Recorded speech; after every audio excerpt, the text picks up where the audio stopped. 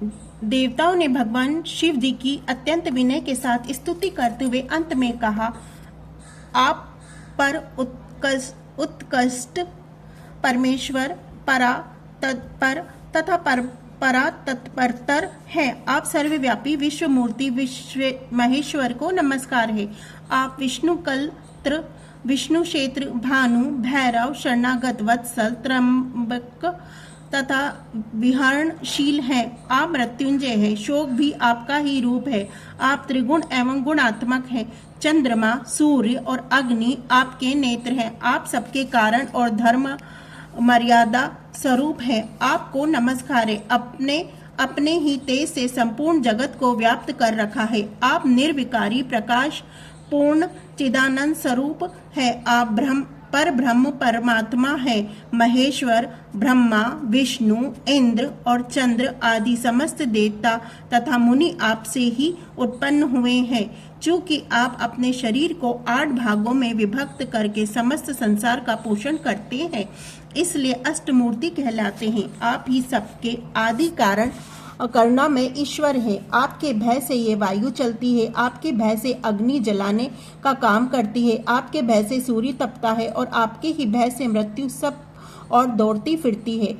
दया सिंधु महेशान, महेश्वर प्रसन्न हुए। हम नष्ट और अचेत हो रहे हैं, अतः सदा ही हमारी रक्षा कीजिए नाथ करुणानिधे शंभु।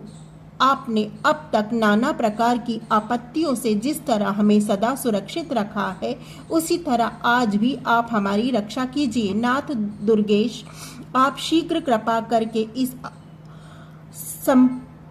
अपूर्ण यज्ञ और प्रज्ञापति दक्ष का भी उद्धार कीजिए। भाग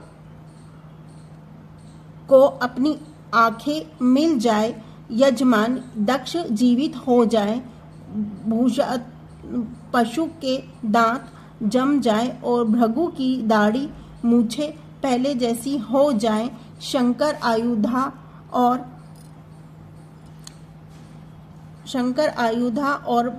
पत्थरों की वर्षा से जिनके अंग भंग हो गए हैं, उन देवता आदि पर आप सर्वथा अनुग्रह करे, जिससे उन्हें पूर्णतः आरोग्य लाभ हो। नाथ, यज्ञ कर्म पूर्ण होने पर जो कुछ शेष रहे, वह सब आपका पूरा पूरा भाग हो। रुद्रदेव, आपके भाग से ही यज्ञ पूर्ण हो, अन्यथा नहीं। ऐसा कहकर मुझे ब्रह्मा के साथ सभी देवता अपराध क्षमा कराने के लिए उद्धत हो हाथ जोड़ भूमि पर दंड के समान पड़ गए। ब्रह्मा जी कहते हैं, नारद, मुझे ब्रह्मा, लोकपाल, प्रजापति तथा मुनियों सहित श्रीपति विष्णु के अनुयायी विनय करने पर परमेश्वर शिव प्रसन्न हो गए। देवताओं को आश्वासन दे हंसकर उन पर परम अनुग्रह करते हुए करुणा निधान परमेश्वर शिव ने कहा। श्री महादेव जी बोले, सुरेश्वर, ब्रह्मा और विष्णुदेव, आप दोनों सावधान होकर मेरी बात सुने। मैं सच्ची बात कहता हूँ। तात, आप दोनों की सभी बातों को मैंने सदा माना है। दक्ष के यज्ञ का यही विध्वंस मैंने नहीं किया है। दक्ष स्वयं ही दूसरों से द्वेष करते हैं। दूसरों के प्रति जैसा बर्ताव किया जाएगा, वह अपने लिए ही फलित होगा। अतः ऐसा कर्म कभी नहीं करना चाहिए जो दूसरों को कष्ट देने वाला हो। दक्ष का मस्तक जल गया, इसीलिए इनके सिर के स्थान में बकरे का सिर जोड़ दिया जाए। भाग देवता मित्र की आंख से अपने यज्ञ भाग को देखें। तात, पूषा नामक देवता जिनके दांत टूट गए हैं, यजमान के दांतों से भली भांति पीसे गए यज्ञान का भक्षण करें। यह मैंने सच्ची बात बताई है। मेरा विरोध करने वाला भृगु की दाढ़ी के स्थान में बकरे की दाढ़ी लगा दी जाए। शेष सभी देवताओं के जिन्होंने मुझे यज्ञ भाग के रूप में यज्ञ की अविशिष्ट वस्तुएं दी हैं, सारे अंग पहले की भांति ठीक हो जाएं। आयु, अध्युवायु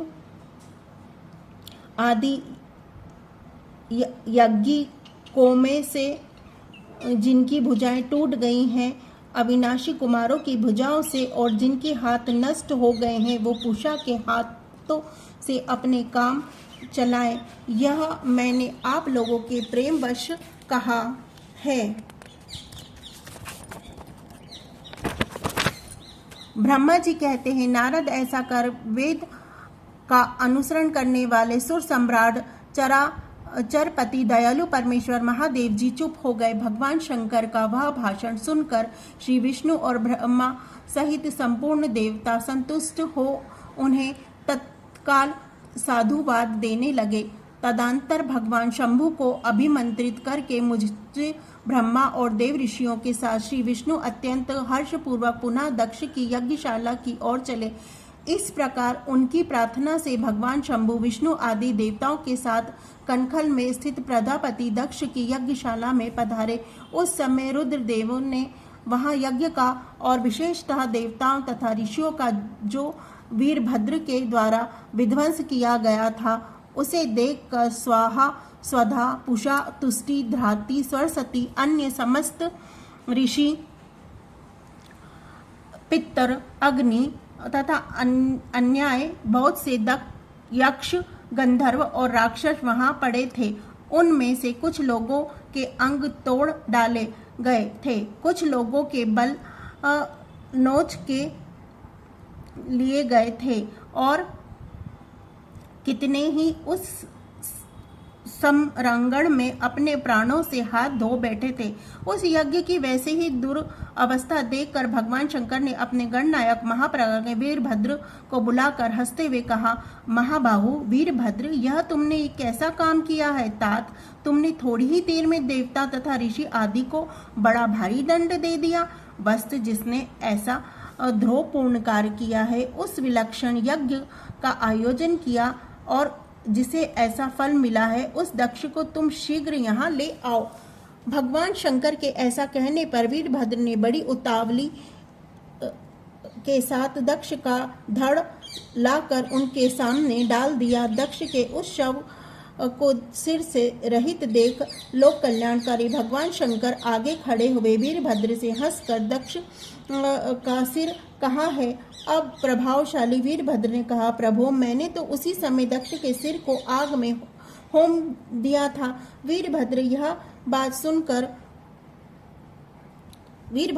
बात सुनकर भगवान शंकर ने देवता को प्रसन्नता पूर्वक वैसे ही आज्ञा दी जो पहले दे रखी थी। भगवान भाव ने उस समय जो कुछ कहा उसी के मेरे द्वारा पूर्ति कराकर श्री हरि आदि सब देवताओं ने भृगु आदि सबको शीघ्र ही ठीक कर दिया। तदंतर शंभु के आदेश से प्रजापति धड़ के साथ यज्ञ पशु बकरे का सिर जोड़ दिया गया। उस सिर के जोड़े जानते ही शंभु की शुभ दृष्टि पड़ने से प्रजापति के शरीर में प्राण आ गए और वे तत्काल सोकर जागे हुए पुरुष की भांति उठकर खड़े हो गए।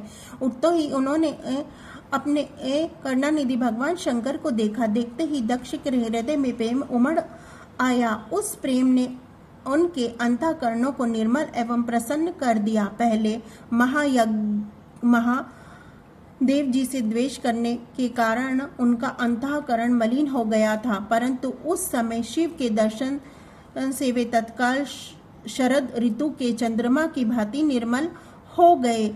उनके मन में भगवान शिव की स्तुति करने का विचार उत्पन्न हुआ, परंतु वे अनुराग धिक्य के कारण तथा अपनी मरी हुई पुत्री का स्मरण करके व्याकुल हो जाने के कारण तत्काल उनका स्तवन न कर सके। थोड़ी देर बाद मन स्थिर होने पर दक्ष लज्जित हो लोक कर शिव शंकर को प्रणाम किया और उनकी स्तुति आरंभ की। उन्होंने भगवान शंकर की महिमा गाते हुए बारंबार उन्हें प्रणाम फिर अंत में कहा, परमेश्वर, आपने ब्रह्मा होकर आप सबसे पहले आत्मवक्ता का ज्ञान प्राप्त करने के लिए अपने मुख से विद्या, तप और व्रत धारण करने वाले ब्राह्मणों को उत्पन्न किया था। जैसे ग्वाल लाठी लेकर गांवों गौओं की रक्षा करता है, उसी प्रकार मर्यादा का पालन करने वाला आप परमेश्वर दंड धारण किए उन साधु ब्राह्मणों की सभी विपत्तियों से रक्षा करते हैं। मैंने दुर्वचन रूपी बाणों से आप परमेश्वर को भींद डाला था, फिर भी आप पर अनुग्रह करने के लिए यहाँ आ गए। आप अब मेरी ही तरह अत्यंत दैन्य पूर्ण आने वाले इन देवताओं पर भी कृपा कीजिए। भक्त वत्सल दीन बंधु शंभो, मुझ में आपको प्रसन्न करने के लिए कोई गुण नहीं है। आप यशवद्ध ऐश्वर्य से संपन्न परमात्मा है। अंतः आपने ही बहुमूल्य उदारता पूर्ण बर्ताव से मुझ पर संतुष्ट हो।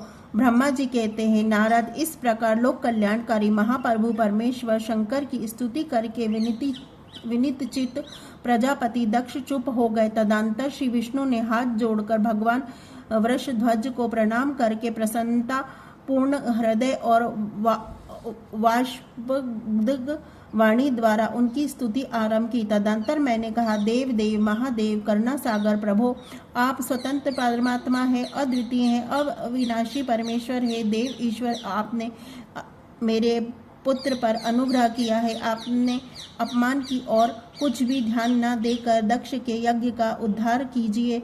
देवेश्वर, आप प्रसन्न होइए और समस्त शापों को दूर कर दीजिए। आप सज्ञान हैं, अतः आप ही मुझे कर्तव्य की ओर प्रेरित करने वाले हैं और आप ही कर्तव्य से रोकने वाले हैं। महामुने, इस प्रकार परम महेश्वर की स्तुति करके मैं दोनों हाथ जोड़ मस्तक झुकाकर खड़ा हो गया।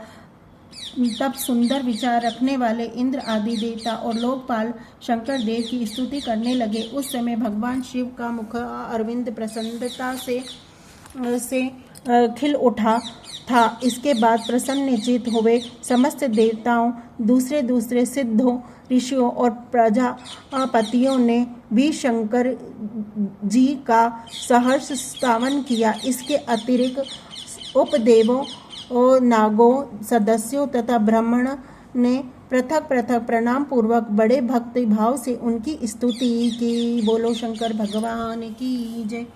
ब्रह्मा जी की नारद से इस प्रकार विष्णु के मेरे देवताओं और ऋषियों तथा अन्य लोगों के स्तुति करने पर महादेव जी बड़े प्रसन्न हुए। फिर उन शंभु ने समस्त ऋषियों देवताओं आदि को कृपा दृष्टि से देख कर तथा मुझ पर ब्रह्मा और विष्णु का समाधान करके दक्ष से इस प्रकार कहा। महादेव जी बोले, प्रजापति दक्ष, मैं जो कुछ कहता हूँ सुनो। मैं तुम पर प्रसन्न हूँ, यद्यपि मैं सबका ईश्वर और स्वतंत्र हूँ, तो भी सदा ही अपने भक्तों के अधीन रहता हूँ। 4 प्रकार के पुण्यात्मा पुरुष मेरा भजन करते हैं। दक्ष प्रजापति उन चारों भक्तों में पूर्व की अपेक्षा उत्तरोत्तर श्रेष्ठ है। उनमें पहला आर्त, दूसरा आर्त जिज्ञासु, तीसरा अर्थार्थी तथा चौथा ज्ञानी। पहले के 3 तो सामान्य श्रेणी के भक्त हैं, किंतु चौथा अपना विशेष महत्व है। उन सब भक्तों में चौथी ज्ञानी ही मुझे अधिक प्रिय है। मेरा रूप माना गया है, उससे बढ़कर दूसरा कोई मुझे प्रिय नहीं है। यह भी मैं सत्य सत्य कहता हूँ। मैं आत्मज्ञ हूँ। वेद वेदांत के परागामी विद्वान ज्ञान के द्वारा मुझ जान सकते हैं। जिनकी बुद्धि मंद है वे ही ज्ञान के बिना मुझे पाने का ही प्रयत्न करते हैं। कर्म के अधीन हुए मूढ़ मानव मुझे वेद, यज्ञ, दान और तपस्या द्वारा भी कभी नहीं पा सकते। अतः दक्ष, यज्ञ से तुम बुद्धि के द्वारा मुझ परमेश्वर को जानकर ज्ञान का आश्रय ले समाहित चित्त होकर कर्म करो। प्रजापति, तुम उत्तम बुद्धि के द्वारा मेरी दूसरी बात भी सुनो। मैं अपने सगुण स्वरूप के विषय में भी इस गोपनीय रहस्य को धर्म की दृष्टि से तुम्हारे सामने प्रकट करता हूँ। जगत का परम कल्याण रूप में ही ब्रह्मा और विष्णु हूँ। मैं सबका आत्मा, ईश्वर और साक्षी हूँ। स्वयं प्रकाश तथा निर्विशेष हूँ। मुने अपनी त्रिगुण आत्मक माया को स्वीकार करके मैं ही जगत की सृष्टि पालन और संहार करता हूँ